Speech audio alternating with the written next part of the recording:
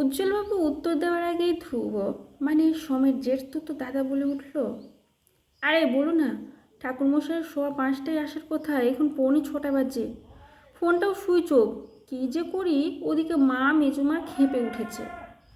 সঙ্গে সঙ্গে উজ্জ্বলবাবু বললেন, শোন, ঘরে ঢুকে মা যদি কিছু বলে চুপচাপ শুনে নিস। এমনিতে উপোস করে মাথা গড়মাচ্ছে, তারপর যা কাণ্ড করেছিস তুই। বলতেই ধ্রুব হেসে ফেলল। সোমের এই দাদাটাকে বেশ ভালো লাগে তৃণা, সবসময় হাসি খুশি মজার মানুষ। ধ্রুবর হাসি দেখে তৃণাও হেসে ফেলল। বলল, কী হয়েছে গো? সাথে সাথে উজ্জ্বলবাবু বললেন, কী হয়েছে? আলপনা দিয়ে দরজাটা আটকাসনি, মিনি গিয়ে পায়ে পায়ে পুরোটা ঘেঁটে দিয়েছে। ধ্রুব আবার হেসে বলল, মেজমা তারপর পুরো ঘর মুছিয়ে আবার আলপনা দিয়েছে, তারপর পায়েস রান্না করেছো, ওখানেও মিনি গিয়ে মুখ দিয়েছে। এই কথায় তিনার মনে পড়ল সকালের আলপনা আর পায়েসের কথা। ঘুম থেকে উঠে ছোটাই স্নান করে নেমেছিল ঠাকুর ঘরে, তখন ময়ূর স্নান হয়নি। ওর কথাতেই আলপনা দিয়ে পায়েস করে রেখে অফিসে চলে গেছিল তিনা।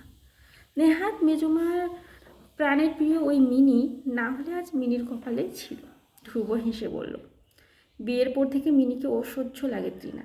সারাদিন পায়ের সামনে মিয়াও মিয়াও আর মৌসুমি দেবীর আদিক্ষেতা। আজ হঠাৎ খুব ভালো লাগলো মিনিকে। ভাগ্যিস আলপনাটা ঘেঁটে দিল, না হলে ওর দেওয়া আলপনা দেখে মৌসুমি দেবী অজ্ঞান হয়ে যেতেন। আর পায়েস ইউটিউব দেখে বসিয়েছে, কিন্তু কিছুক্ষণের মধ্যে বুঝে গেছিল পায়েস থেকে পোড়া গন্ধ বেরোচ্ছে। ওটাই ঢেকে রেখে অফিস গেছিল তৃণা, কারণ আর একবার করলে সেটা ভালো হবে এমন গ্যারান্টি ছিল না। জেঠু দাদাভাই শিগগির চললো, ঠাকুরমশাই ফোন করেছিলেন যে উনি আসবেন না, শরীর খারাপ। আরে বৌমণি, তুমিও এসে গেছো, চলো সবাই চলো। মেজমা, বড়মা, মা সবাই রেগে আছে। হাঁপাতে হাঁপাতে বলল, ঋতু সোমের ছোট কাকার মেয়ে, এবারে সবচেয়ে ছোট সদস্য। তিনার খুব প্রিয় এই মেয়েটা, মিষ্টি করে ডাকে বৌমণি। ও ডাকে সবাই ঘরে গিয়ে দেখলো ঠাকুর ঘর জুড়ে ভিড়। তিনজা মাটিতে বসে আছে, মুখ দরজার সামনে দাঁড়িয়ে, বাড়ির ছেলেরা উঠোন জুড়ে দাঁড়িয়ে আছে। সবার মুখে চিন্তার ছাপ, যেন বাড়ির কেউ অসুস্থ, সামান্য লক্ষ্মী পুজো নিয়ে এমন করছে যেন বিশ্বজয় হবে। বড়মা, আমার বন্ধুর বাড়ির ঠাকুরমশাই পুজো করে চলে গেছেন। আরেকজনকে বললাম উনিও রাজি নন। রিজু এসে খবর দিল, সাথে সাথে মু বলল, আজ কাণ্ড হয়েছে, ঠাকুরমশাই পাওয়া মুশকিল। ভরা পূর্ণিমা, সব পুরোহিতরা ব্যস্ত। কি বলছো, পুজো হবে না? গলা শুনে মনটা আনন্দে ভরে গেল তৃণা। সবার চোখে মুখে চিন্তা হলে তৃণার মনে ফুর্তি। হবে না, এই গলা কতদিন পরে শুনল। যত বিপদেই থাক, এই গলা শুনলে মন ভালো হয়ে যায়।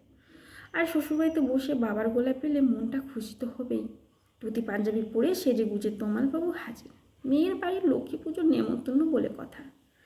কমলবাবু সোমের ছোট কাকা বললেন, তমালদা, ঠাকুরমশাই তো পাওয়া যাচ্ছে না, আমাদের জন অসুস্থ হয়ে পড়েছে, পুজো কী করে হবে জানি না। কথা শেষ হওয়ার আগে সোম এসে জানালো, কোনো পুরোহিত রাজি হচ্ছে না। একজন বলেছে 8টার পর করবে। হাউ হাউ করে উঠলেন মৌসুমি দেবী, সে কি কথা, 7টা 50-এ তো পূর্ণিমা শেষ হয়ে যাবে। থমালবাবু কোনোরকম ভূমিকা না করে বললেন, টিনা মা, তুমি পুজোটা সেরে দাও না, তুমি তো কি সুন্দর পূজা করতে। তোমার মা বলতেন মেয়ে আমাদের লক্ষ্মী, কি সুন্দর গুছিয়ে পূজা করো।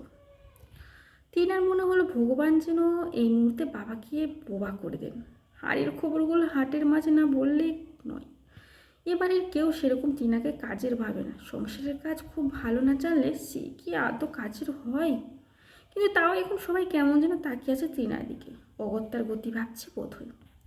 সমুজ্জ্বল বাবুকে বলল, হ্যাঁ গো বাবা, ও গীতা চ্যান্ট করে প্রথম হয়েছিল, বেলুর মোড় থেকে মেডেলও পেয়েছিল। তমালবাবু যোগ করলেন, সবকটা কোর্সে প্রথম, এমন মন্ত্র পড়বে মা লক্ষ্মী না এসে পারবে না। টিনা দেখল বাবার শুরু করা কথার ধাক্কায় আর পালাবার পথ নেই। তারপর আবার সম প্রতিযোগিতায় নেমেছে বাবার সাথে। টিনার সম্পর্কে জানার বিষয়ে কে কাকে টপকাবে এটাই দেখার। বিয়ের পর বোধহয় স্বামীরা একটু আধটু শ্বশুরের সাথে এরকম প্রতিযোগিতায় নাম লেখায়, মেয়ে আগে না বউ।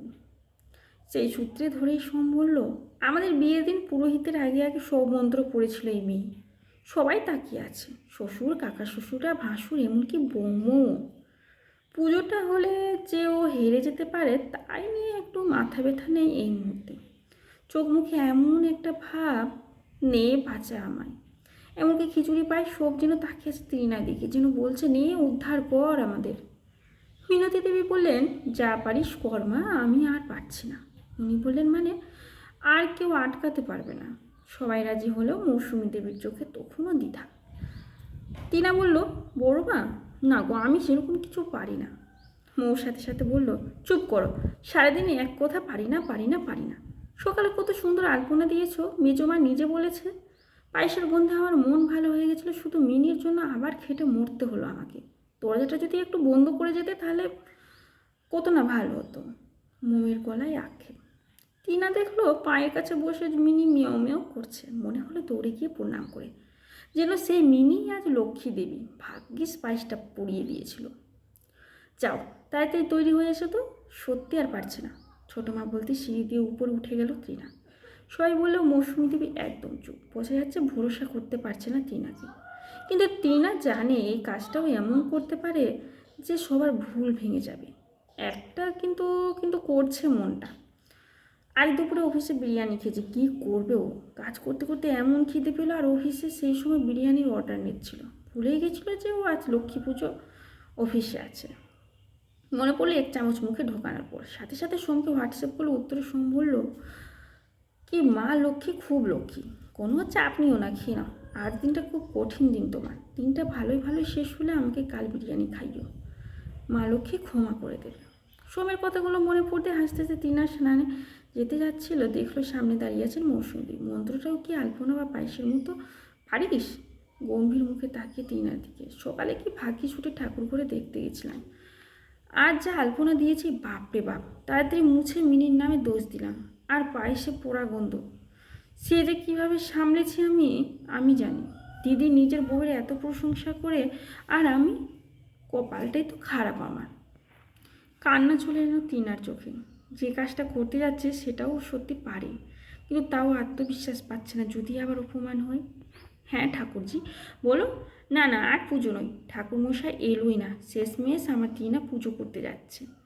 ও তো জানি কি সুন্দর মন্ত্র বলে কত প্রাইজ পেয়েছে, অফিস থেকে এসে স্নান সেরে নিচে নামবে। টিনা অবাক হয়ে শুনছে। টিনাকে বকতে বকতেই হাতের ফোন বাজল। সোমের পিসি বোধ হয়, তাকে কি বলছেন মৌসুমী দেবী ফোনে। এরকমভাবে তো ছোটোবেলায় কোনো দোষ করলে মা বাঁচাতেন। এই মানুষটা তো শাশুড়ি, অন্য মানুষ যে খালি বউয়ের দোষ ধরলেই বাঁচে, কিন্তু একে তো আজ কেন যেন মায়ের মতোই লাগছে ত্রিনার। তাই তো বলছি, বউটা আমার সত্যি লক্ষ্মী। বলে ফোনটা রেখে ত্রিনার দিকে তাকালেন মৌসুমী দেবী। বললি না তো মন্ত্রটা কি পায়েস আর আলপনার মতোই পারিস? টিনা মাথা নাড়িয়ে না বলতে মৌসুমী দেবী নরম গলায় বললেন, দেখিস বাবা, এটা আমি আর বাঁচাতে পারবো না, এটা আমি একদম পারি না। টিনা সাহস করে বলল, মা, আমি দিদিভাইয়ের মতো লক্ষ্মী নই, কিন্তু এটা আমি পারি, ভালোই পারি। শুধু একটা নিয়মাবলী দিও। অনেক আগে করেছি তো, আর তুমি যদি এভাবেই পাশে থাকো তাহলে আমি খুব তাড়াতাড়ি লক্ষ্মী হয়ে যাব। টিনার গলায় কম্পন। মৌসুমী দেবী বললেন, তুই তোর মতোই থাক, শুধু বিশেষ দিনগুলোতে লক্ষ্মী হলেই হবে। যা স্নান করে আয় তো, আমি শাড়িটা পরিয়ে দিই, সেটাও তো পরতে পারিস না। কী যে লজ্জা তোর জন্য। সবার সামনে বাচ্চা চলতে চলতে একদিন ঠিক শিখে যাবি জানি, কিন্তু সেসব দেখে যেতে পারলে হয় আমার। কথাগুলো একদম মায়ের মতোই শোনালো। আর না পেরে টিনা জড়িয়ে ধরল মৌসুমী দেবীকে। উনিও জড়িয়ে ধরলেন টিনাকে। ফিসফিস করে টিনা বলল, তুমি তো মায়ের মতোই ভালো। মৌসুমী দেবী হেসে ফেললেন, বললেন, আর মেঝেতে বসে মিয়াও মিয়াও করছে মিনি, স্বভাব সিদ্ধ ভঙ্গিতে। লক্ষ্মী কিন্তু কোনো কাজে বা রূপে হয় না। আপনি যে কোনোভাবে লক্ষ্মী হতে পারেন, ভালোবেসে হেসে সুন্দর করে কথা বলে, যে কোনোভাবে, শুধু মনটা শুদ্ধ থাকলেই যথেষ্ট।